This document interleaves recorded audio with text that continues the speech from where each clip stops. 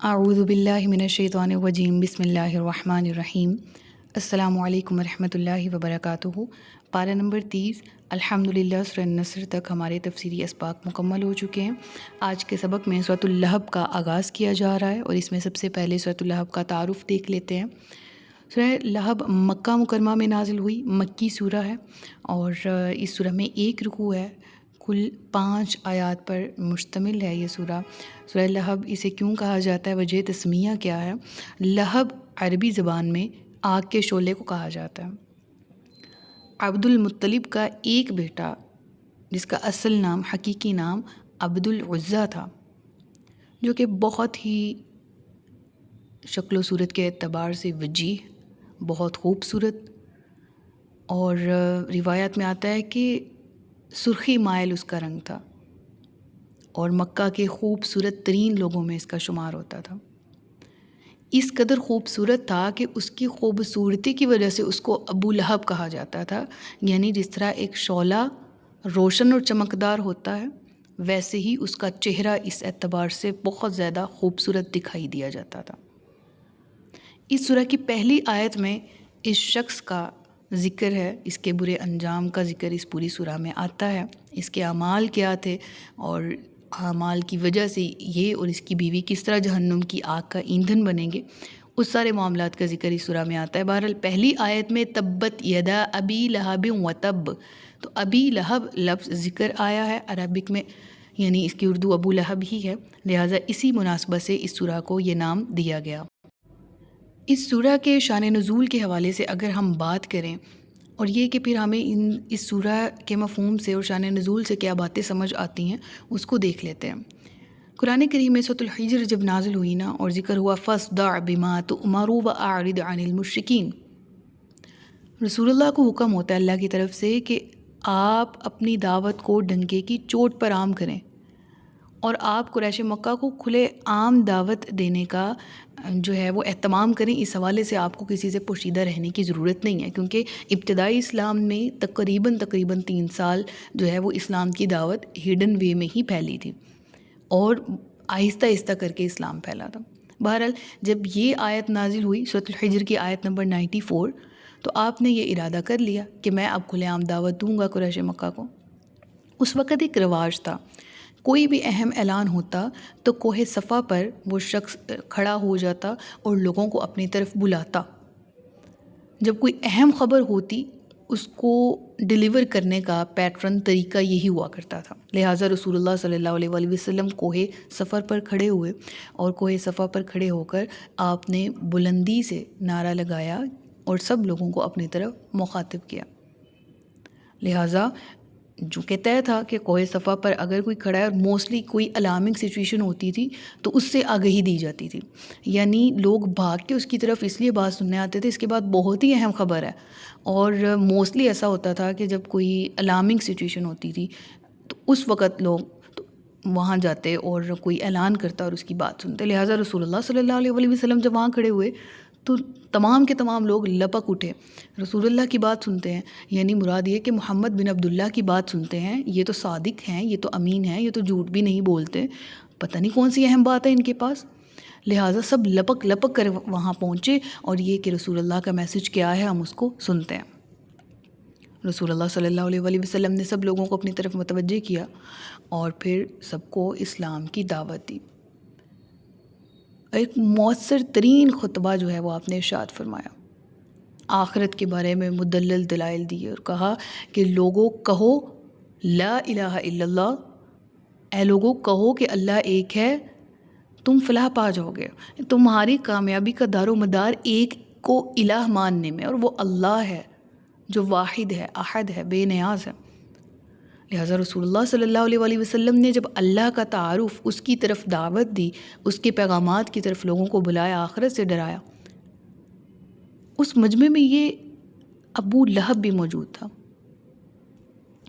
اور اس سے پہلے ایک واقعہ ہو چکا تھا، اس نے دعوت پہلے سن بھی رکھی تھی رسول اللہ صلی اللہ علیہ وآلہ وسلم سے اور ٹھکرا بھی چکا تھا، لیکن اس موقع پر جب یہ سب لوگ جمع تھے اور اتنے جمع غفیر میں آپ جو کھڑے ہوئے اور اس قدر ہجوم کے اعتبار سے جب دنیا کافی زیادہ تھی، ابو لہب نے بہت گستاخانہ طریقے سے کہا تب لکا الہادکا،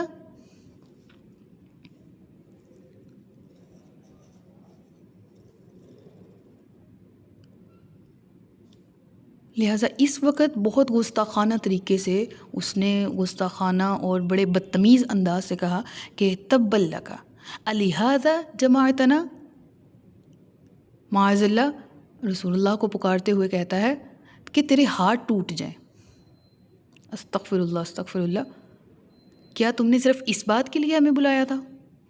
یعنی اس کا کہنے کا انداز دیکھیں کہ یہ الفاظ کا ترجمہ کرتے ہوئے، ایون یہ الفاظ کو اپنی زبان سے ادا کرتے ہوئے میرے دل میں کچھ ہو رہا ہے. یعنی یہ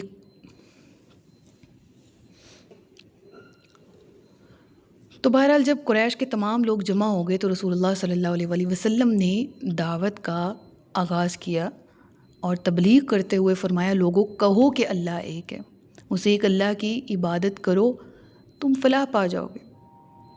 جب آپ نے یہ پیغام دیا اور آخرت کی طرف توجہ دلائی اور ایک اللہ کا تعارف کرواتے ہوئے اسی کی عبدیت میں زندگی گزارنے کی، اسی کی اطاعت کے مطابق زندگی گزارنے کی دعوت دی، تو ابو لہب وہاں اس مجمع میں کھڑا تھا. اس سے پہلے وہ رسول اللہ صلی اللہ علیہ وآلہ وسلم سے یہ دعوت سن بھی چکا تھا ایک فیملی گیدرنگ میں، اور پھر اس کو جھٹلا بھی چکا تھا. لیکن یہاں جب بڑے مجمع میں رسول اللہ فرما رہے ہیں کہ اللہ کی طرف آؤ، یہی تمہاری فلاح کا ذریعہ ہے، تو بڑی بدتمیزی کے ساتھ بولا، بڑی بے باکی کے ساتھ اور انتہائی گستاخانہ انداز میں. جو وہ الفاظ اس نے اپنی زبان سے نکالے، میں آپ کے علم میں لانے کے لیے تو بہرحال بول دیتی ہوں، لیکن قلب پہ بہت بھاری ہیں یہ الفاظ کو ادا کرنا بھی. ابو لہب کہتا ہے تبا لک الہذا جمعتنا، معاذ اللہ. ابو لہب کہتا ہے کہ تیرے ہاتھ ٹوٹ جائیں، کیا تم نے صرف اس بات کے لیے ہمیں بلایا تھا؟ چنانچہ اس قدر جو سخت رویہ تھا اور اس قدر بدتمیزی والا انداز تھا، اس کے جواب میں اللہ رب العالمین نے پوری سورہ نازل کی.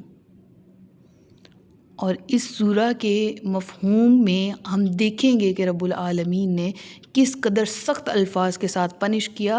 ابو لہب کو بھی، اس کی زوجہ کو بھی، ان کے تعارف بھی دیکھ لیں گے، ان کے کرتوت بھی دیکھ لیں گے، اور یہ بھی کہ انہوں نے رسول اللہ کو کس انداز میں کس طرح سے ستایا کہ قرآن کریم میں کسی کافر کا نام لے کے ذکر نہیں ہوا کہ اس کافر کا، یعنی مشرکین مکہ میں سے ولید بن مغیرہ کا ذکر آتا ہے سورہ مدثر میں. اس سمیت ہمیں سورہ قلم کی ابتدائی آیات میں ذکر ملتا ہے، ان لوگوں کا جو گستاخان رسول تھے ان کی پنشمنٹ کا ذکر ملتا ہے قرآن کریم میں. اسی طرح سے سورہ نون، سورۃ القلم، اس کے آغاز میں ذکر ملتا ہے ہمیں کہ رسول اللہ کے گستاخان کو قرآن نے کس طرح سے جواب دیا. نام وہاں نہیں ملتے، لیکن یہ اس قدر گستاخ تھا، خبیث انسان، کہ اللہ رب العالمین نے قرآن کریم میں اس کا نام لے کر اس کو پنش کیا. اور اس سے یہ بات بھی واضح ہوتی ہے کہ قرآن کریم نے تمام مجرموں کی سزائیں بیان فرمائیں، جن میں سب سے زیادہ سخت سزا نبی کریم صلی اللہ علیہ وآلہ وسلم کی گستاخی کرنے پر ہے. قرآن کریم نے اس کے متعلق یہ بھی کبھی